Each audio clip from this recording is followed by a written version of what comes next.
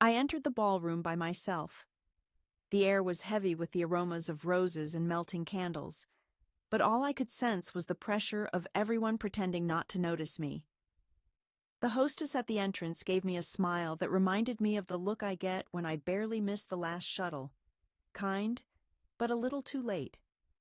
Just behind her, the Hathaway family table shimmered beneath the chandeliers, already packed with guests.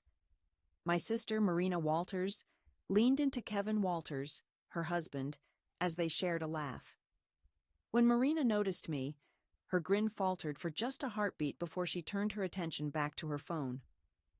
Jonathan Price, the usher, directed me beyond the main cluster of tables to a spot on the outskirts, close to the exit and next to the dessert setup. Table 17. I waited there. Helen Faulkner, my great-aunt, hadn't caught an entire sentence since 2011. Samuel Ramos, my cousin Juliet's son, sat there with his AirPods buried in both ears and an unused seat beside a drooping floral arrangement. The chair was meant for me. Jonathan Price, the usher, indicated with a courteous gesture that this was the spot reserved for single guests. Fewer restrictions. I settled into the chair and smoothed out my charcoal gray dress. I had picked the dress with intention, aiming for something understated, yet with a crisp silhouette. At that moment, though, I felt as if I had dressed for some appointment no one else attended. Marina shot me a look. I saw her mumbling something to my mother. They both glanced at me before looking away again, as if they'd either anticipated that I'd bring a partner or silently wished I wouldn't arrive at all. I never requested a guest. I didn't want a seat at the main table or to draw attention.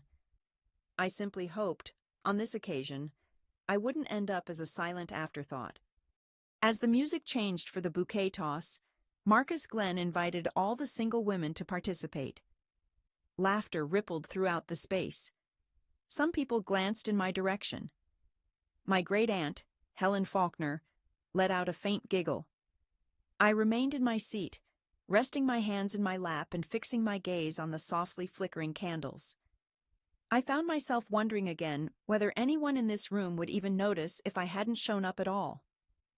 Throughout my childhood, I was always the reserved one, not the accomplished one like my sister, Marina Walters, who had shelves of pageant crowns, trophies from dance recitals, and perfect SAT results. I wasn't the rule breaker either.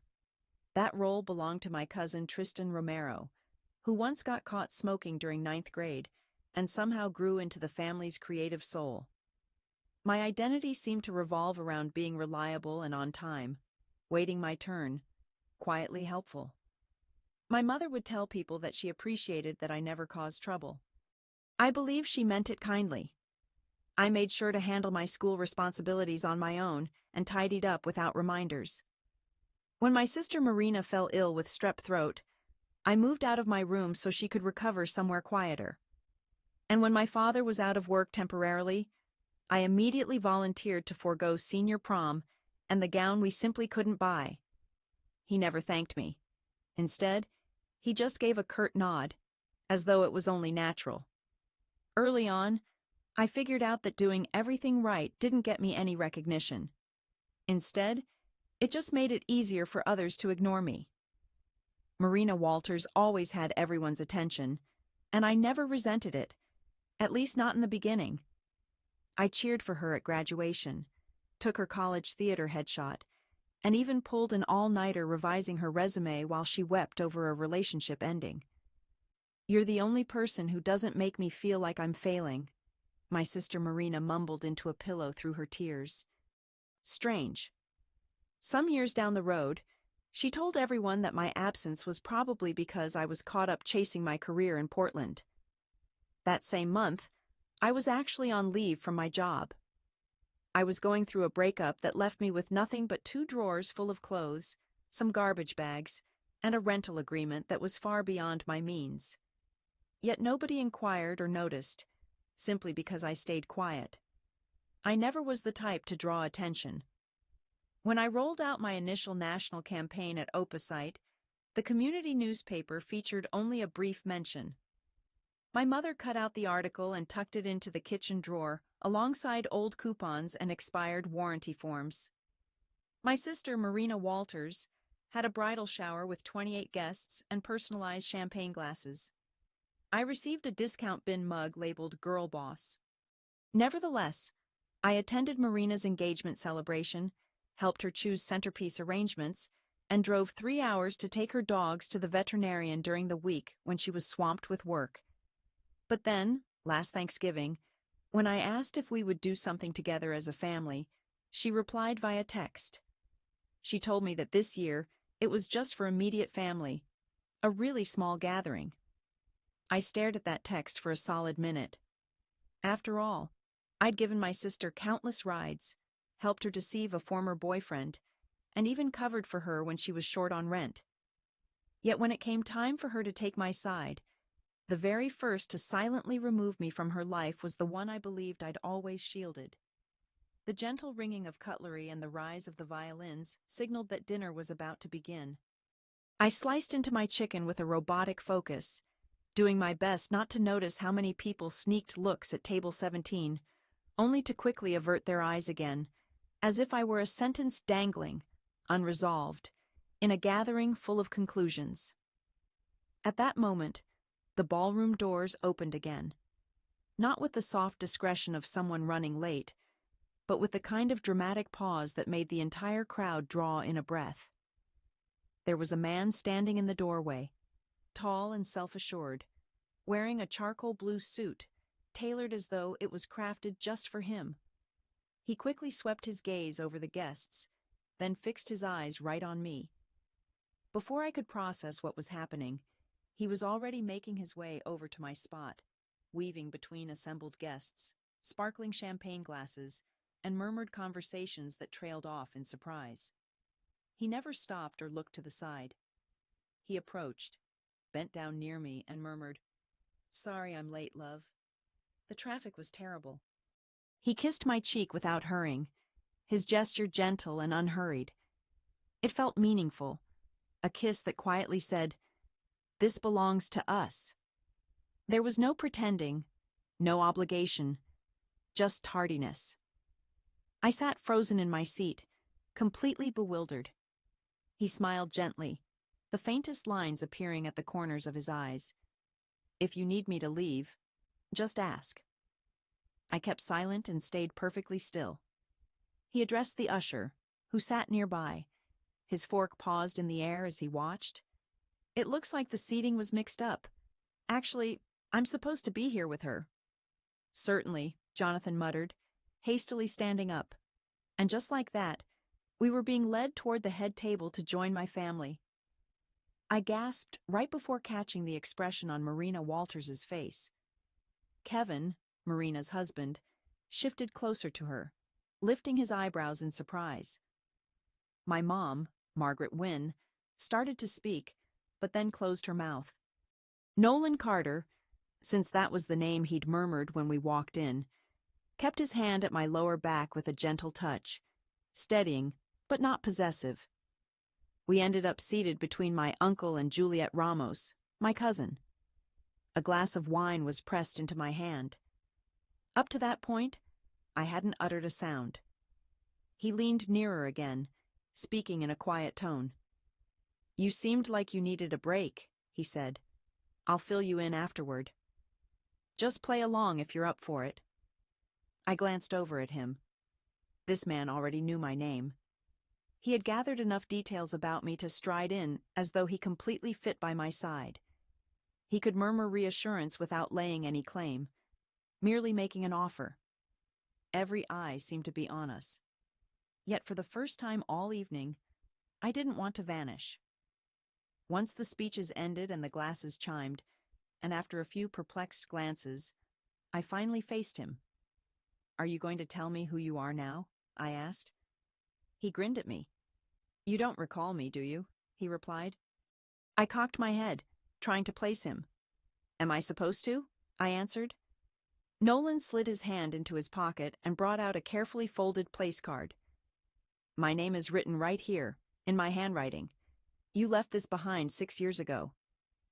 Mariner Ballroom, Seattle." I wore my sage top to the strategic branding symposium. You said, if you're not building something real, you're just adding noise. That phrase stayed with me. I gazed at the card, realizing it was from a breakout session that was now only a fuzzy memory. I must have scribbled my name on it for a Q&A and then forgotten it. You were present. I was sitting in the back, not even assigned to your group, but I listened while you spoke. He shared this as if describing a familiar melody only recognized after it began to play. You work in marketing? I inquired. He shook his head. Borealis Capital. But his speech inspired me to change jobs. I left a company where everything appeared perfect, but felt empty inside. I started over at a smaller place where there's genuine culture and authentic people. And today, he glanced at the table where Marina was narrowing her eyes at us from time to time. I noticed I was alone. I looked like I might disappear at any moment, so he decided to step in. My heart pounded, even louder than the music in the room. Why this moment? I asked in a gentler voice. He met my gaze, not with the hunger of someone who's after something, but like someone who had carried unspoken words for ages and finally found a chance to share. Because I owed you a moment, like the one you unknowingly gave me once. No expectations, just being there. I blinked, my gaze drifting down to my dress, the same one I'd almost decided against wearing because it seemed too bold. He gave a small toast in the direction of my sage top. I didn't quite manage a full smile, but I returned his gesture with a lifted glass. For the first time that night, my hands weren't clasped together in my lap. Instead, they were wrapped around something that radiated warmth.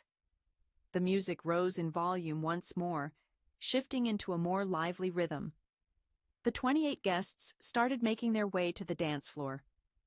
Nolan leaned closer and quietly asked, "Want to get some fresh air?"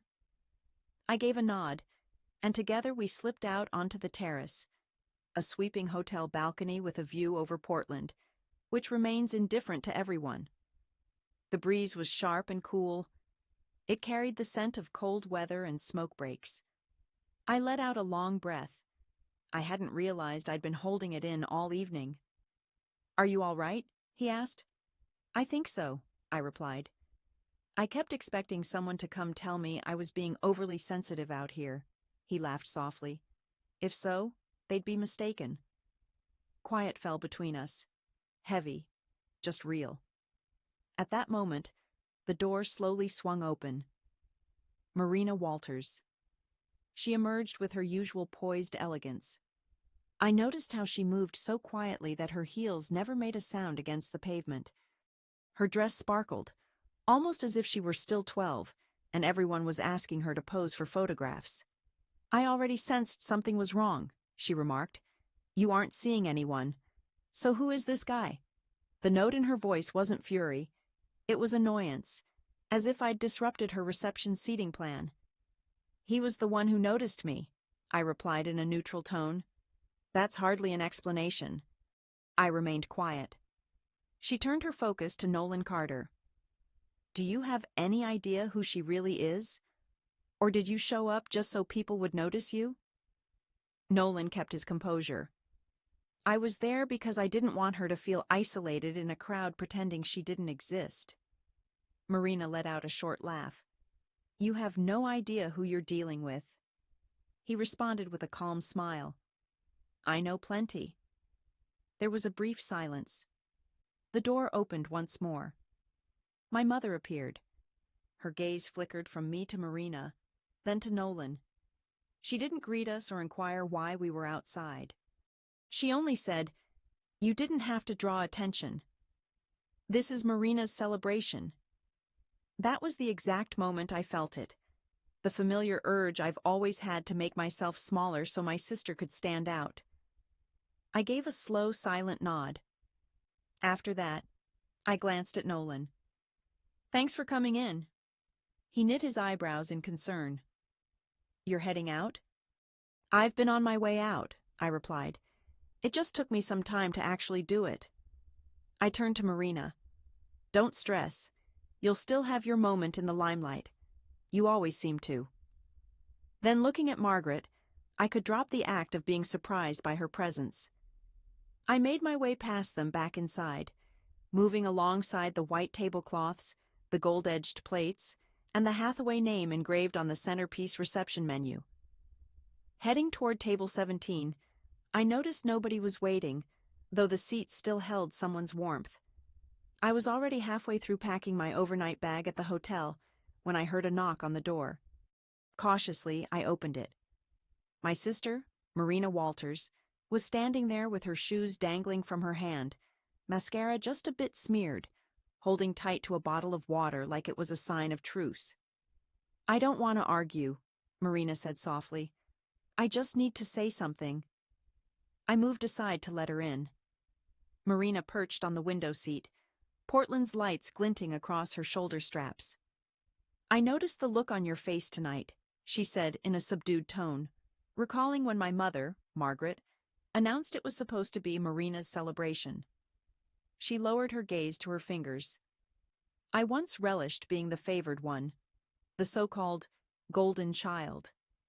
I believed it meant I had achieved something worthwhile. But what I've come to realize is that it simply leads people to assume I'm okay until I completely fall apart. I chose to keep silent. A brittle, tense laugh escaped her lips.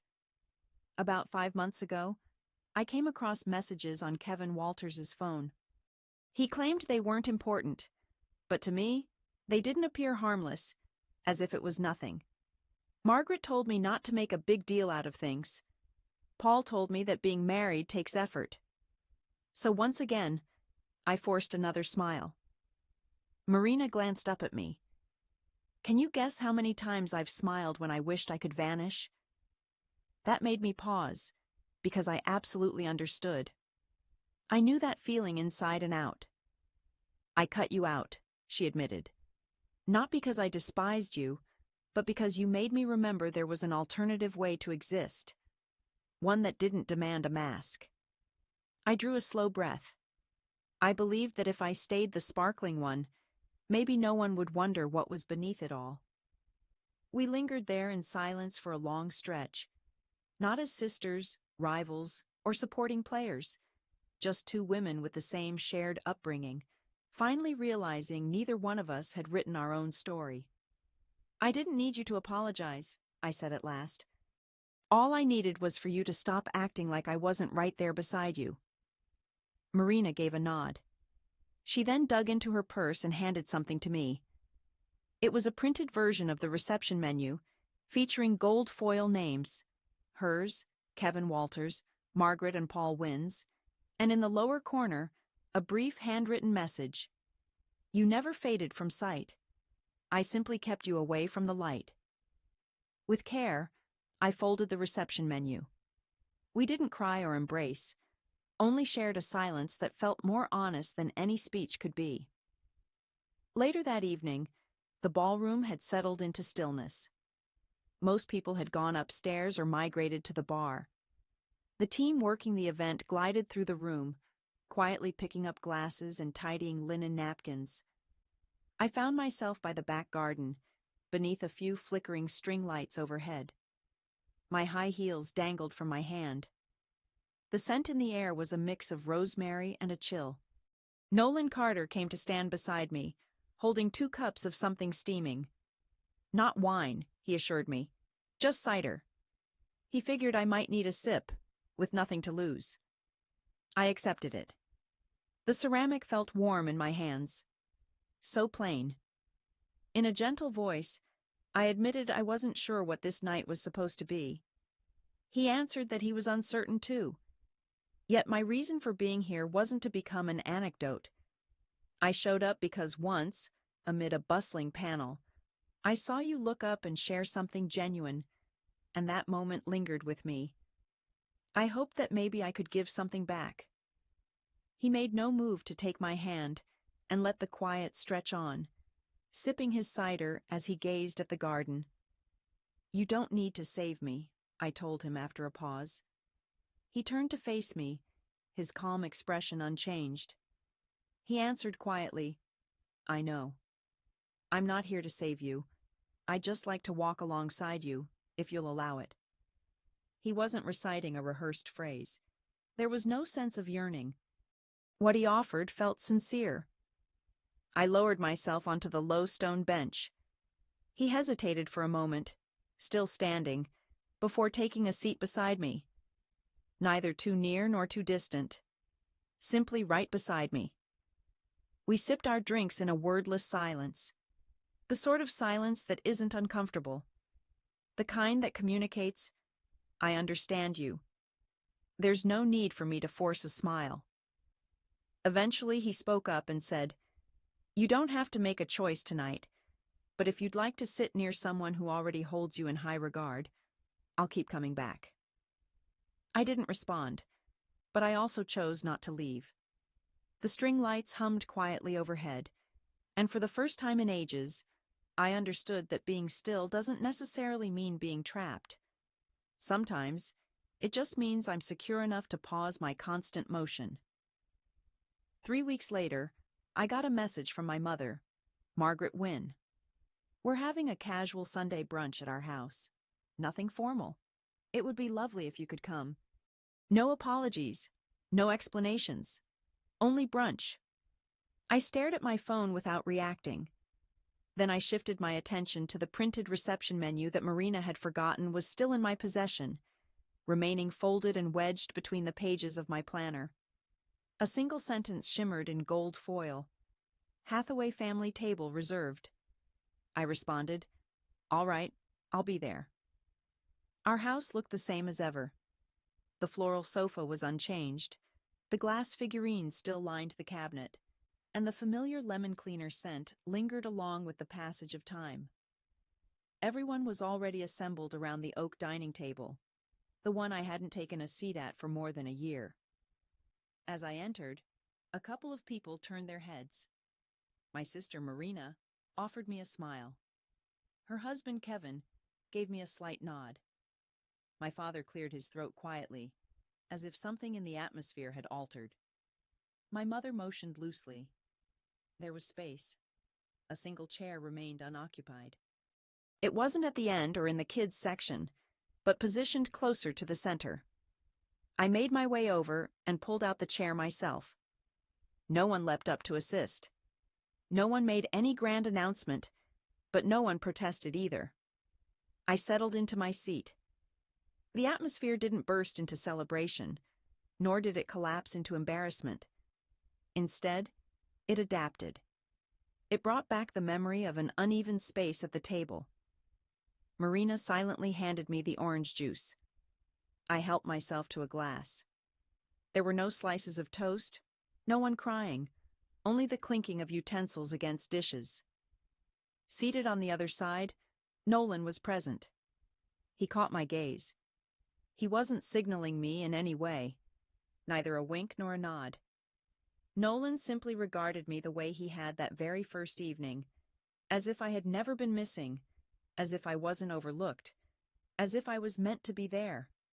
And maybe I truly always did belong, not because someone eventually made room, but because I finally stopped waiting for someone else to offer me a seat. I didn't return hoping to be chosen. I came back so they would stop acting as if I had never existed.